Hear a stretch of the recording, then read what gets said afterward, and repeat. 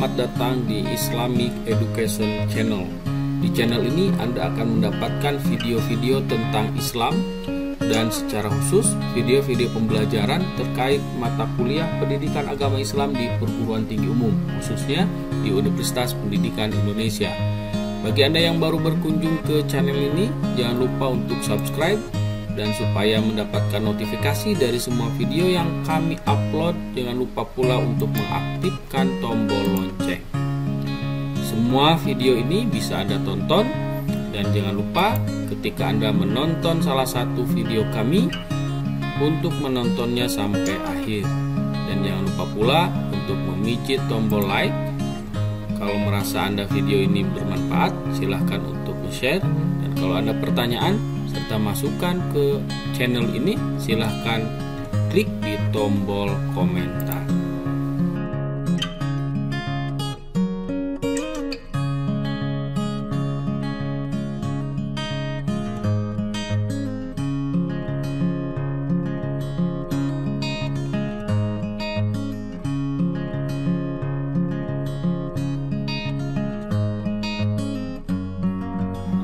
Terima kasih.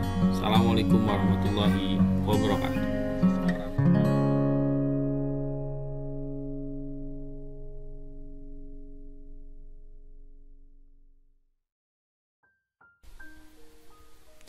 Bismillahirrahmanirrahim. Assalamualaikum warahmatullahi wabarakatuh. Bertemu kembali dengan saya di mata kuliah evaluasi pembelajaran PAI. Di video pembelajaran kali ini saya akan membahas tentang bentuk-bentuk tes yang bisa digunakan oleh guru, termasuk guru PAI, ketika akan mengkonstruksi satu instrumen tes. Oke, kita mulai. Yang pertama berbicara tentang bentuk soal. Secara umum, seperti yang sudah kita ketahui bersama, bahwa bentuk soal itu ada dua. Yang pertama adalah tes uraian, soal dalam bentuk tes uraian, dan soal dalam bentuk tes objektif. Soal dalam bentuk tes uraian biasanya soal untuk menguji level berpikir siswa tingkat tinggi, ya, C4 sampai C5 biasanya, ya, biasanya. Walaupun ada tes uraian yang bukan hot gitu.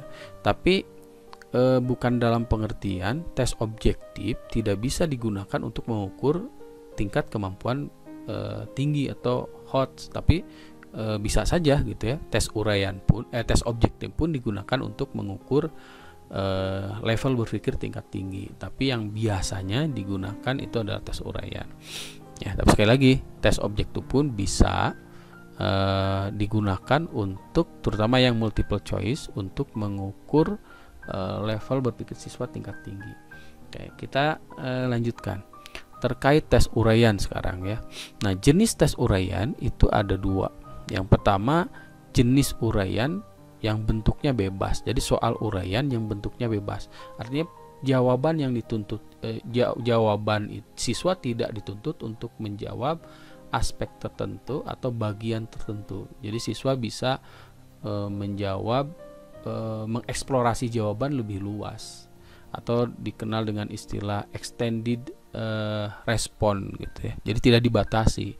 Misalkan pertanyaan uraian seperti contohnya begini: jelaskan oleh Anda cara-cara bersuci dari najis. Artinya itu jawab pertanyaannya umum, tapi terkait cara-cara menyucikan dari najis. Tapi kalau yang kedua, ya, itu uraian berbentuk terbatas. Nah, jawaban yang yang diminta itu adalah aspek tertentu. Misalkan, sebagaimana yang kita ketahui bahwa najis itu ada 3 jenis: najis muaffafah, mutawasitoh, dan mughalladhoh. Nah, lalu spesifik pertanyaannya, ini restricted respon gitu, ya. Jadi tidak dituntut untuk menjelaskan 3 aspek itu, tapi Anda bilang, coba jelaskan dan beri contoh dari najis mughalladhoh, dan jelaskan juga bagaimana cara mensucikan diri dari najis tersebut. Artinya aspek tertentu. Nah, itu namanya uraian berbentuk terbatas. Lalu selanjutnya jenis tes objektif. Yang pertama ada true false test, ya, benar salah, matching test, menjodohkan, completion test, melengkapi, fill in test, mengisi, dan yang kelima itu multiple choice item test atau pilihan berganda. Nah, seperti apa bentuknya true false test? Nah, bentuknya seperti ini. Nah, untuk true false test itu bentuknya seperti ini atau benar salah. Nah, salah satu kebijakan Abu Bakar saat menjadi khalifah adalah penyeragaman bacaan Al-Quran yang disebabkan oleh banyaknya para penghafal Al-Quran yang meninggal dunia di perang Yamamah. Nah, ini benar salah gitu ya, tinggal pilih salah satu. Lalu berikutnya matching test. Nah, ini bentuknya seperti ini. Jadi yang sebelah kiri pertanyaannya, yang sebelah sebelah kanan itu yang dijodohkannya ya. Jadi siswa diminta untuk menjodohkan. Ini bentuk soal untuk matching test.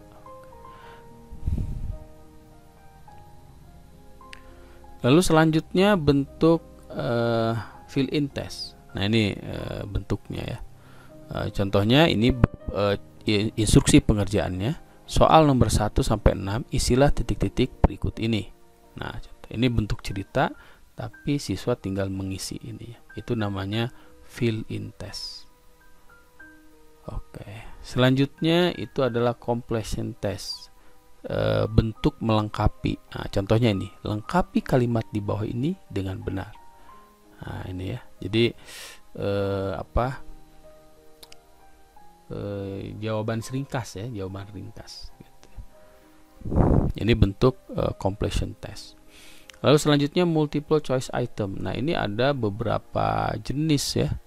Model melengkapi 5 pilihan atau 4, model asosiasi dengan 5 atau 4 pilihan, model melengkapi berganda, model analisis hubungan antar hal, model analisis kasus, model hal kecuali, model hubungan dinamik, model perbandingan kuantitatif, dan seterusnya.